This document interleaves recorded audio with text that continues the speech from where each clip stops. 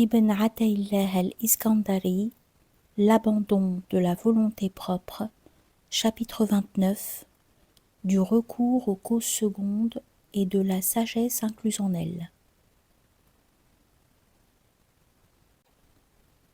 Sache cependant que l'abandon confiant en Dieu n'est nullement contradictoire avec l'existence des causes secondes ainsi que l'attestent les propos du prophète alayhi salatu wassalam que nous venons de citer.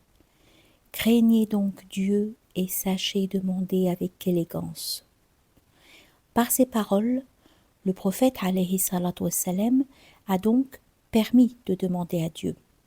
Et si cela s'opposait à la rémission à Dieu, il ne les aurait certes pas prononcées. Il nous a donc incité à demander, mais avec élégance, c'est-à-dire en y mettant les formes et en nous remettant totalement à lui, quel que soit le résultat de cette demande. Il a donc établi le caractère licite de la demande. Celle-ci n'est qu'une cause seconde comme une autre, et des propos tels que celui-ci, il est licite de manger du travail de ses mains, ainsi que bien d'autres, autorise et encourage même le recours aux causes secondes. Il y a d'ailleurs de nombreux enseignements à tirer du recours aux causes secondes. D'abord, le fait que Dieu, connaissant la faiblesse du cœur de ses serviteurs, leur incapacité à considérer la part de subsistance qui leur est due et à lui faire une confiance totale, les autorisa à recourir à des intermédiaires pour raffermir leur cœur et fortifier leur âme. Et cela est pure faveur de sa part. Ensuite, le fait que ces moyens de subsistance évitent aux serviteurs de se répandre en demandes inconsidérées et préservent la beauté de sa foi, qui pourrait s'étioler s'il lui fallait demander, sont nécessaires aux créatures. Aucune d'entre elles, en effet, ne peut se prévaloir de te faire une faveur pour les moyens de subsistance que Dieu veut bien te dispenser. Qui peut se vanter en effet de t'avoir acheté quelque chose ou louer tes services quand c'est son propre profit qu'il recherche et que c'est pour son intérêt qu'il se met à l'œuvre? Les moyens de gagner sa subsistance permettent donc de recevoir quelque chose d'autrui sans lui être redevable. Ensuite, occuper les serviteurs de Dieu à gagner leur vie est une façon supplémentaire de les détourner de la transgression. Ne dit-on pas que l'oisiveté est mère de tous les vices? Considère comment les insouciants s'emploient à transgresser les commandements divins et à désobéir à Dieu lorsqu'une fête vient les détourner de leur travail.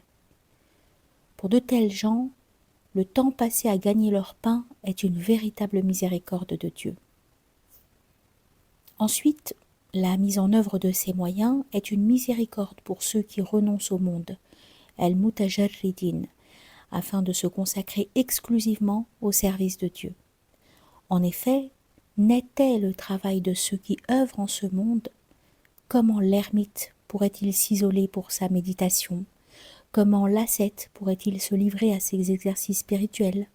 En quelque sorte, Dieu fait des causes auxquelles s'attachent ceux qui travaillent en ce bas monde, quelque chose de comparable au service que lui consacrent ceux qui s'orientent vers lui avec zèle.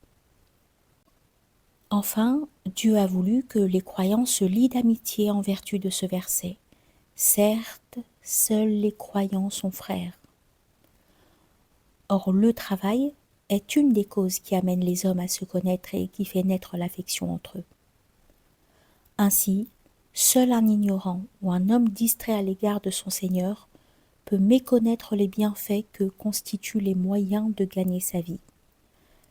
La tradition prophétique ne nous rapporte pas que l'envoyé de Dieu interdisait le recours aux causes secondes aux hommes qu'il invitait à se soumettre à Dieu. Bien au contraire, il confirma la légitimité de celles d'entre elles qui avaient l'agrément de Dieu, exalté soit-il, et il convia les hommes à la guidance que sont le Coran et la tradition, as-Sunnah, qui établissent en de multiples endroits la validité de ces causes. Ces vers en sont d'ailleurs un excellent témoignage. Ne vois-tu pas comment Dieu s'adressa à Marie? Amène à toi ce tronc de palmier, lui dit-il. Il en tombera des dattes. Il aurait pu, s'il l'avait voulu, rapprocher cet arbre d'elle, afin qu'elle n'eût point à l'agiter. Mais à chaque chose sa cause. Ils font bien entendu allusion au verset coranique « Attire à toi ce tronc de palmier, il en tombera des dattes fraîches ». Le jour de la bataille de Uhud, le prophète alayhi salatu wassalam, n'a-t-il pas revêtu 2 armures pour aller au combat? Et n'affirmait-il pas en accompagnant le concombre de quelques dattes fraîches « Celle-ci nous épargne des méfaits de celui-là » Et c'est déjà beaucoup. Même la tradition que nous citions tout à l'heure, à propos des oiseaux qui le matin s'envolent le ventre creux et reviennent au nid rassasiés, ceci établit la nécessité du recours aux causes intermédiaires. En effet, le va-et-vient de ces oiseaux ne constitue-t-il pas en soi un moyen qu'ils mettent en œuvre et qui est tout à fait comparable aux allées et venues qu'effectuent les hommes à la recherche de leur gagne-pain? Pour clore définitivement ce chapitre, nous dirons ceci.